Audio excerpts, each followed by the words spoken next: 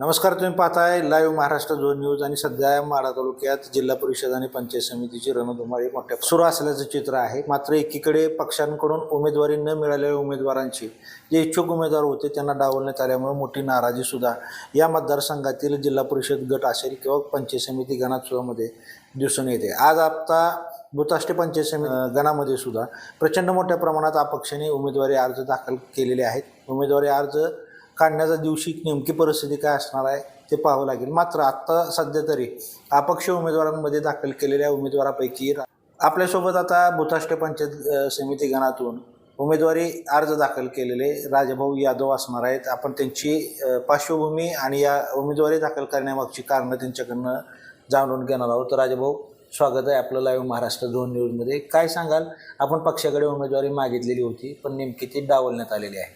नमस्कार, राजेंद्र यादव. पक्षाकडे मागणी केलेली होती. पक्षाने 2-3 वेळा आपल्याला शिवरत्नावर बोलवलंही, परंतु पक्षाने देतो म्हणून दिलेली नाही. त्यामुळे आसपासच्या 11 गावातील दौरे केल्यानंतर लोकांच्या आग्रहाने ही निर्णय घ्यायचा, अपक्ष उमेदवारी दाखल करण्याचा निर्णय घेतला. खरं तर सुरुवातीला माढ्यात अभिजित आबा पाटील यांनी सुद्धा उमेदवारांच्या मुलाखती घेतली होती. त्या मुलाखतीला तुम्ही उपस्थित होता का, मुलाखत दिली होती का, आणि नेमकं त्यावेळेस आमदार अभिजित पाटलांनी काय संकेत दिले होते? मुलाखतीच्या वेळेला पूर्ण म्हणजे व्यवस्थित मुलाखती घेऊन निर्णय देऊ म्हणले. ते तुम्ही सर्वेत जे काय पक्षश्रेष्ठी ठरवल त्याच्यावर आपण विचार करू म्हणले. पक्षश्रेष्ठीनंतर याचा काही म्हणजे इफेक्ट झालेला नाही असं मला वाटतं. चर्चेला तुम्हाला बोलवलं होतं का? 2 वेळा बोलवलं, नंतर काय त्यांनी बोलवलेलं नाही. यस किंवा नो म्हणून की नो म्हणूनच विश्वासात उमेदवारी बाकीची उमेदवारी दाखल करताना सुद्धा विश्वासात तुम्हाला घेतली की नाही? नाही घेतलेलं, विश्वासात घेतलेलं. आता पंचायत समितीची उमेदवारी दाखल करत असताना तुम्ही अपक्ष उमेदवारी दाखल केली पक्षानं डावल्यामुळं. पण यामागं बेस काय आहे? तुमचा जनसंपर्क कसा आहे? तुम्ही व्यावसायिक म्हणून काय आहे? आणि नेमकं त्या जनसंपर्काचा, हे 11 गावात दौरे करत असताना ह्या जनसंपर्काचा तुम्हाला कशा पद्धतीनं फायदा होईल? गेले 10 वर्ष झालं ट्रान्सपोर्टचा व्यवसाय असल्यामुळे, जनसंपर्क वाढलेला असल्यामुळे हे अपक्ष भरण्याची मला खात्री आहे की आपण अपक्ष भरावं. नाही, आता खरं तर अपक्ष मग नुसतं संपर्क किंवा हे असून असं पण चालत नाही. बाकीच्या गोष्टी पण असाव्या लागतात. भूताष्टेच्या बाबतीत नेमकं काय घडलं? नेमकं हा वंचित राहिला किती वर्षापासून, आणि मग लोकांची मागणी कशा पद्धतीनं होती? पहिला हा लोळ मतदारसंघात भूताष्टे गाव होतं. गेले 5 वर्षापासून, म्हणजे पहिले एक, आता ही दुसरी टर्न आहे.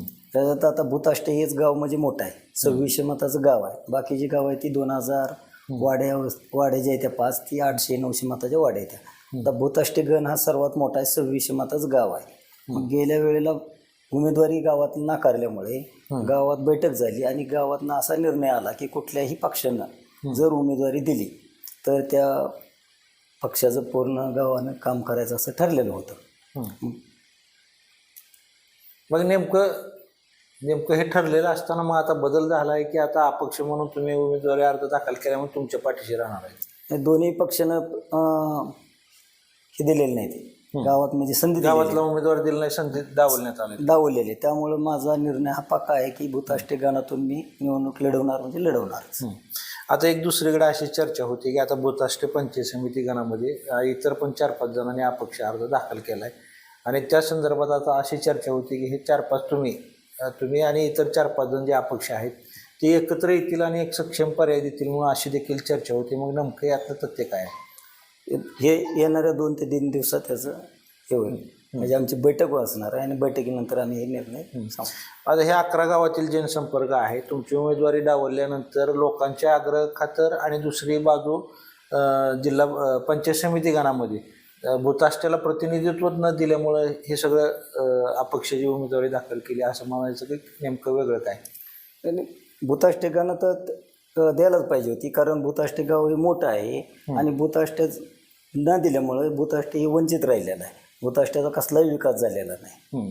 आता नेमकं भूताष्ट्यातल्या अडचणी काय आहेत आता त्या सोडवल्या गेल्या नाहीत का मग अद्यापर्यंत? भूताष्ट्यात रस्त्याचा प्रश्न आहे, पाण्याचा प्रश्न आहे, गावामध्ये कसलंही लाईटची सोय नाही, हॉस्पिटल नाही म्हणजे दवाखाना नाही सरकारी, एवढं मोठं गाव असून छोट्या छोट्या गावात सरकारी दवाखाना आहेत. भूताष्टे 2600 मतदान असून सुद्धा गावात दवाखाना सुद्धा नाही आता. मग आता हे सगळी प्रक्रिया होत असताना तुम्ही अपक्ष उमेदवारी अर्ज जनतेच्या किंवा लोकांच्या आग्रहाखातर भरताय, ही तर ही माहिती जर वरिष्ठांना कळालीच असेल, मग तुम्ही उमेदवारी मागे घ्यावी म्हणून काय तशी फोन चर्चा किंवा बैठकीला परत तुम्हाला बोलवण्यात आलं की नाही? नाही आलं तसं काही नाही. वरिष्ठांनी नाही, खालील जे वरिष्ठांच्या खालचे जे लोक असतात ते फोन करतात, पण वरिष्ठांचा काही तसा आदेश आलेला नाही. तर समजा आदेश आला किंवा बोलवण्यात आलं तर मग उमेदवारी मागे घेणार आहे की ठेवणार आहे? हे आम्ही नंतर ते सर्वजण जे अपक्ष उमेदवार आहेत हे बसूनच आम्ही ठरवू काय करायचं. मग निश्चितपणाने एक सक्षम पर्यायी उमेदवार तुम्ही देणार आहात का? देणार आहे. मग आता सध्या तरी भूताष्टे पंचायत समिती गणातून 4-5 अपक्ष आहेत, ते एकत्रित येण्याच्या मार्गावरती आहेत आणि ते आल्यानंतर एक वेगळा निर्णय, एक सक्षम पर्याय देण्याच्या विचारात आहेत. सध्या तरी आपल्यासमोर राष्ट्रवादी काँग्रेस पक्षाकडून पंचायत समितीसाठी भूताष्टे गणातून उमेदवारी मागितलेले राजाभाऊ यादव होते आणि त्यांनी स्पष्ट भूमिका आपल्या माध्यमातून त्यांनी मांडलेली आहे आणि येईल त्या 2-3 दिवसामध्ये निश्चितपणानं यावरती एक सक्षम पर्याय उभा केला जाईल आणि त्याचा फटका मात्र कोणत्या पक्षाला बसेल हे येणाऱ्या आगामी काळात किंवा निवडणुकीच्या निकालानंतर चित्र स्पष्ट होईल. सहप्रतिनिधी सिद्धेश्वर कसबेसह मी रमेश शिरसट, भूताष्टे.